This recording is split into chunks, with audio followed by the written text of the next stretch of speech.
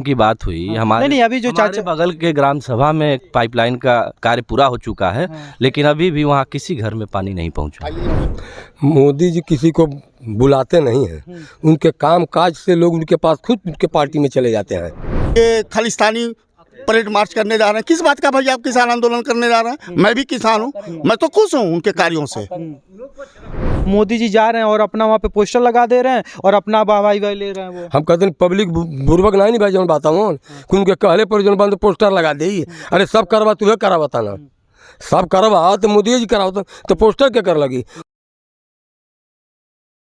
नमस्कार, आप देख रहे हैं यूपी हेडलाइंस। हम आज आ चुके हैं कुशीनगर के पैकौली लाला गांव में, जहां पे लोग कब इकट्ठे हुए हैं और यहां पे काफ़ी लोग हैं। थोड़ा सा दिखाइए इन लोगों को। आज हम यहां पे बात करेंगे लोकसभा चुनाव को लेकर के, लोगों का नज़रिया क्या है लोकसभा चुनाव में। आइए हम जानने की कोशिश करते हैं।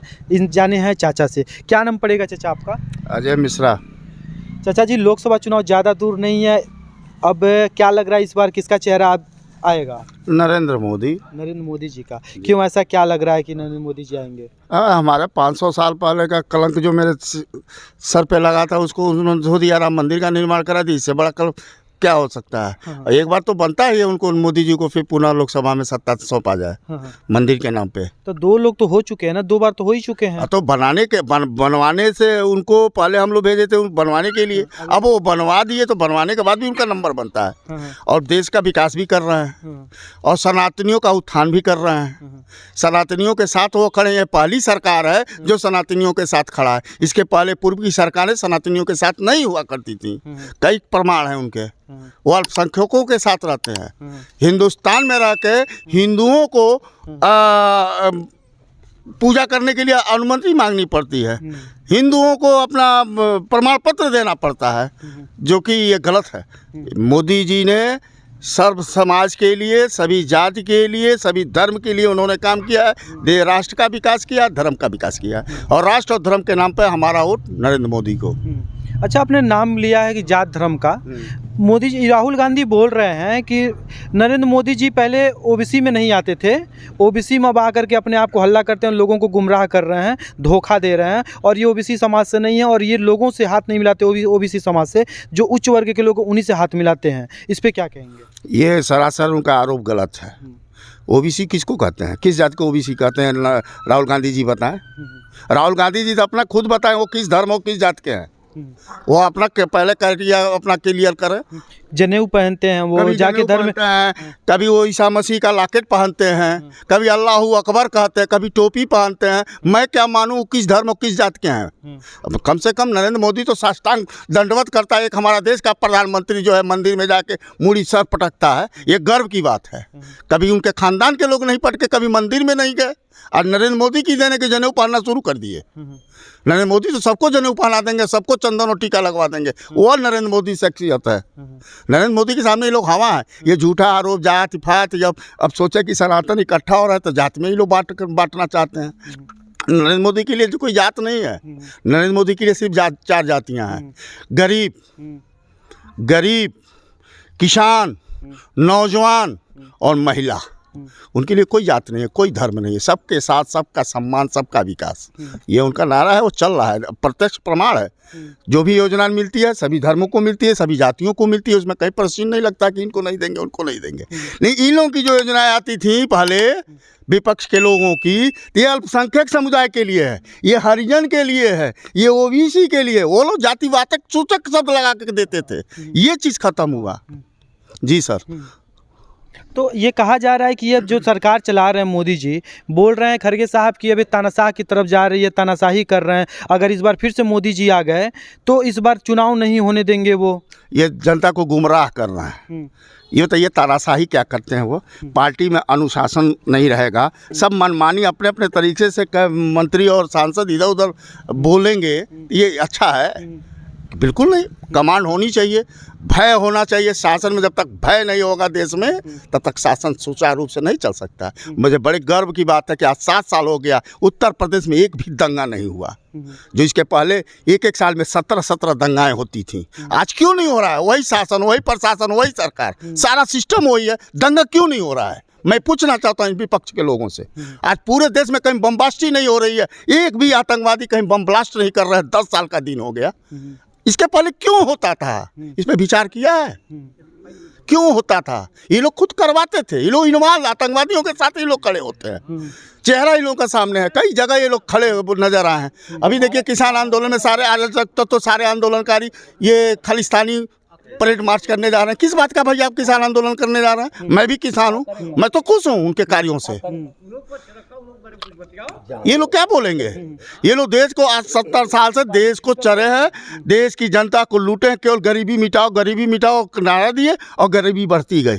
गरीबी असली माने में अब मिटा है, देश तरक्की अब किया है नरेंद्र मोदी के नेतृत्व में, सनातनियों का उत्थान अब हुआ है। ये लोग क्या कर कोई करोड़ नहीं है, तब 20 राफेल भी तो खरीदे हैं, वो तो एक को नहीं खरीदे थे। तो राहुल गांधी कह रहे थे उसमें भी काफ़ी ज़्यादा इन्होंने घोटाला किया हुआ में हमारे रेट में अंतर है, वो उसी को हमसे 2 करोड़ अधिक पर तय किए थे और हम उससे कम पे लाए हैं, और वो एक नहीं ले पाए 10 साल में, हम 10 साल के अंदर 20 ठो ले लिए, 13 का एडवांस दिए हैं जी। अच्छा अच्छा, हाँ। ठीक है चाचा, जाइएगा नहीं थोड़ा सा, एक चाचा इनसे भी बात कर लें। क्या नाम पड़ेगा चाचा? जयनाथ चौरसिया। चाचा क्या कहेंगे इस समय जो विपक्ष के लोग हैं, एक तरफ बीजेपी है और एक तरफ इंडिया अलायंस है, अरविंद केजरीवाल जी बोल रहे हैं कि मोदी जी चाहते हैं कि हम उनके पार्टी में आ जाएं, जब उनके पार्टी में जब कोई विपक्ष वाला आ जाता है तो खून भी माफ़ हो जाता है। मोदी जी किसी को बुलाते नहीं हैं, उनके काम काज से लोग उनके पास खुद उनके पार्टी में चले जाते हैं, उनके पास खुद लोग चले जाते हैं। और जिसको जिसको सुख सुविधा मिलता सही, अगर पार्टी अगर सही है तो इसलिए लोग आते हैं। और मोदी जी का काम इतना फिट है कि जन जन की आवाज़ खाली मोदी मोदी है। अब तक जो कोई नहीं किया है उसको मोदी ने करके दिखाए हैं। कहा जा रहा है कि विपक्ष वाले कोई भी बोल रहे हैं उनके घर पे ईडी और सीबीआई की जांच होने लग रही है। हम कहते हैं तो फिर चुट्टा अगर होंगे तो लगभग ही करेगी, अगर चुट्टा नहीं है तो फिर क्यों नहीं निकाल बाहर करवा ले रहे हैं। सब लोग तो हार ही रहे हैं लोग।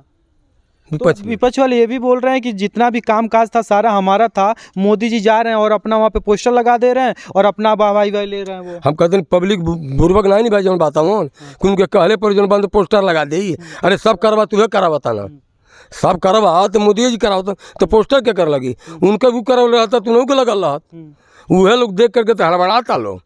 हाँ, तो बीजेपी गवर्नमेंट में और क्या मुद्दा रहे? कहा जा रहा है कि सरकार जो है तानाशाही कर रही है। जो भी मुद्दा है सारा मुद्दा बीजेपी में है और सारे मुद्दा का पालन उसने किया है 100%। जो भी कहा है सारा मुद्दा उसने पूरा किया है, कोई मुद्दा बाकी नहीं लगाया है। हाँ अच्छा ठीक है, जन और इनसे हम बात कर लें।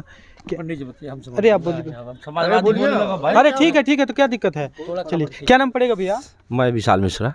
भैया क्या लग रहा है इसमें जो लोकसभा चुनाव ज़्यादा दूर नहीं है, क्या किसका चेहरा आपको देखने के लिए? एक तरफ इंडिया अलायंस से काफ़ी दिग्गज नेता लोग हैं इसमें, अरविंद केजरीवाल जी हैं, फिर से अखिलेश जी हैं, आपका लालू यादव जी हैं, ममता बनर्जी हैं। मैं अखिलेश यादव का समर्थन करता हूँ। अच्छा, अखिलेश यादव जी का। तो अखिलेश यादव जी का आप बता रहे हैं, बताया जा रहा है कि इसमें जो अखिलेश यादव के क्या मुद्दाएं रहेंगे? जनता की गरीबी मिटाना मुद्दा रहेगा, बिजली पानी सड़क की व्यवस्थाएं रहेंगी। जो मुद्दा है ये गांव में अभी भी ये मुद्दा है। वर्तमान में आप देख सकते हैं हमारे गांव का सड़क देख लीजिए एक बार, भैया सड़क दिखा दीजिए इनको, सड़क दिखा दीजिए, थोड़ा सा सड़क दिखाइए।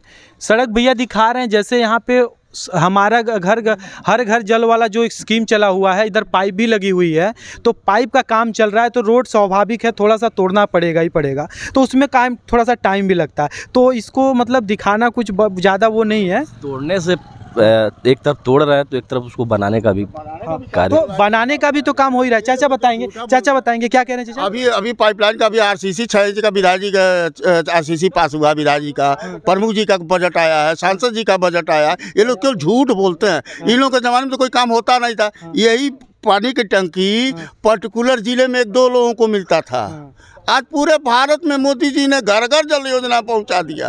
ये लोग कितना झूठ बोलेंगे?